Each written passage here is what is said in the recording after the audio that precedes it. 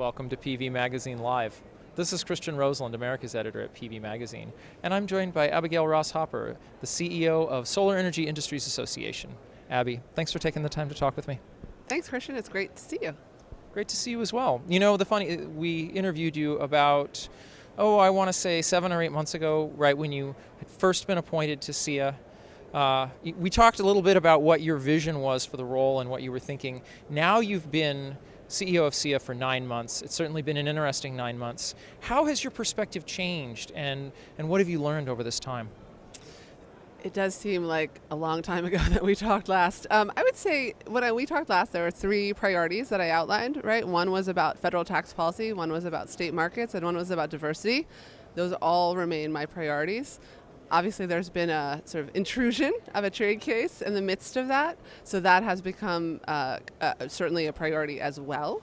But I remain motivated and focused on markets and making sure that solar has access to all markets in this country.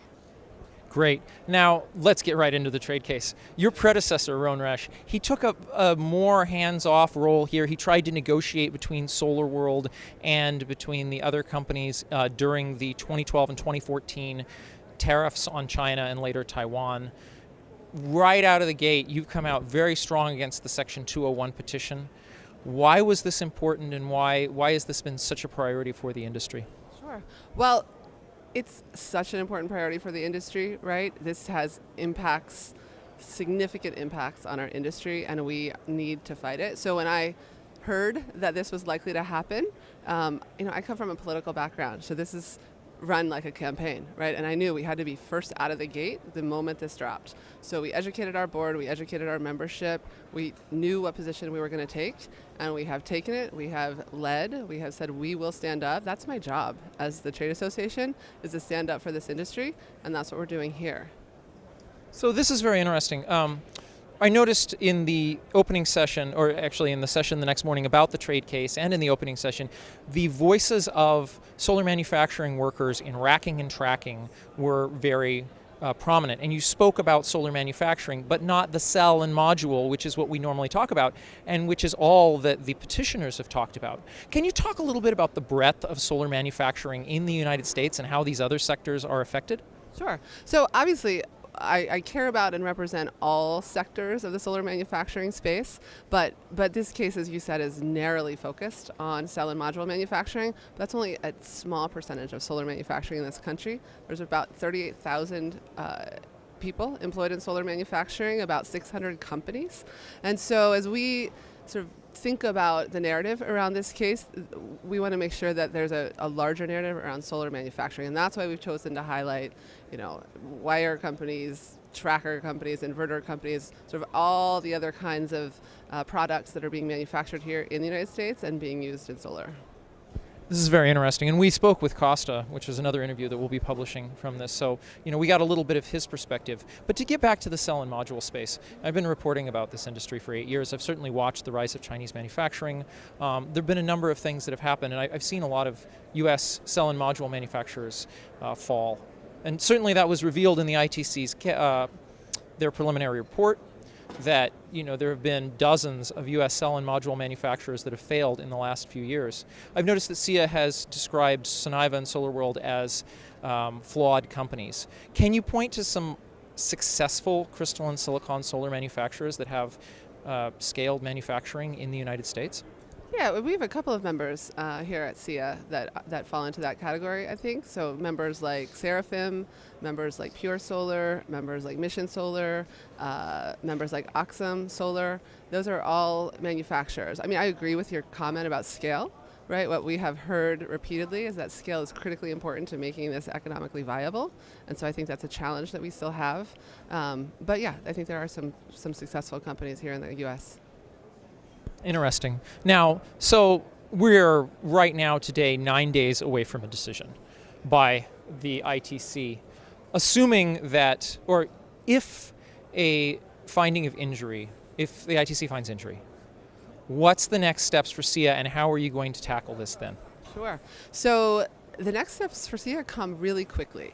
So 5 days after an injury finding, we have to file our pre-hearing brief on remedy, which means that obviously we're thinking about that now, right? We're not waiting until September 23rd to write that brief. So we're thinking about remedy. A week later is the remedy hearing, and then a week after that, obviously a post-hearing brief. So we're doing a lot of sort of analysis about what does that mean? What does it look like? What does our membership want to support?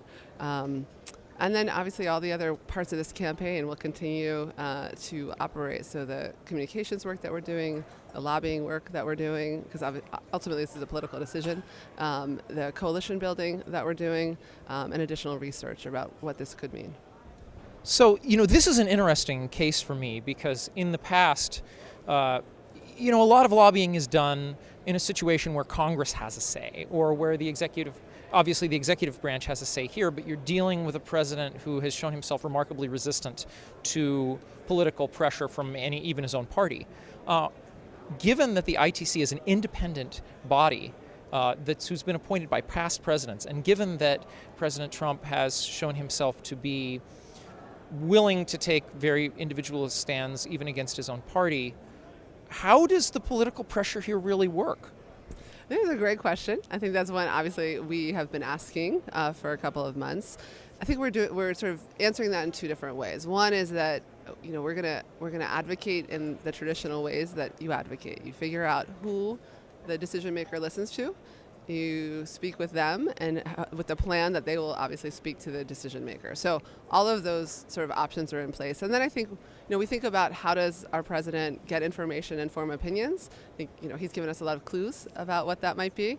And so we're looking at how do we influence those areas as well and get our message through to that. But you've identified what for many of us is sort of the most anxiety producing aspect of this whole thing is that there's one person who ultimately has a decision to make. And so we will be doing everything we can to make sure he has the right information to make that decision. Fascinating. So another thing that I've seen here at the conference, some people have expressed concern that there can be too much concern over this trade case.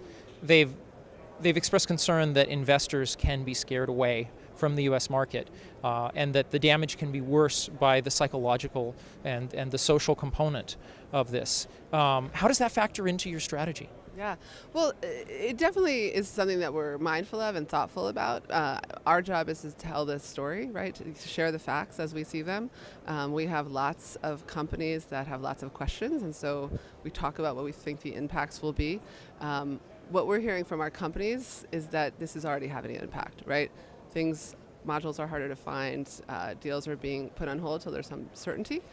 So I think, I can't control the market, I can't control what investors think, but I do think I have an obligation to be pretty clear about what's at stake, right? My job is to mobilize my membership so that we can fight this, and that's what I've done. Yeah, there's got to be a difficult line to walk, certainly. So ultimately, when we look 5 years, 10 years down the road, what's the long term? This case, if we get significant trade remedies, if we don't, what's the big picture in terms of the medium to long term view for solar? Sure. I mean, I'm glad you made that point, right? This industry will not be defined by this trade case. It will come, it will go, it will be resolved in one way or another. But what's the big picture? The big picture is a transformed electricity system, right, that allows high degrees of solar penetration. So what does 5 to 10 years look like? It looks like solar being a larger and larger percentage of our electricity generation in this country. It looks like a grid that is able to manage most effectively and efficiently kind of these variable resources and all of these different variable resources. And I think there are markets in place that value those and compensate for those and sort of welcome all different kind of players onto the grid. That's what the future will look like. Great. Thank you so much, Abby. It's a pleasure talking to you. And this is Christian Roseland with PV Magazine. We're here at the Solar Power International Trade Show in Las Vegas.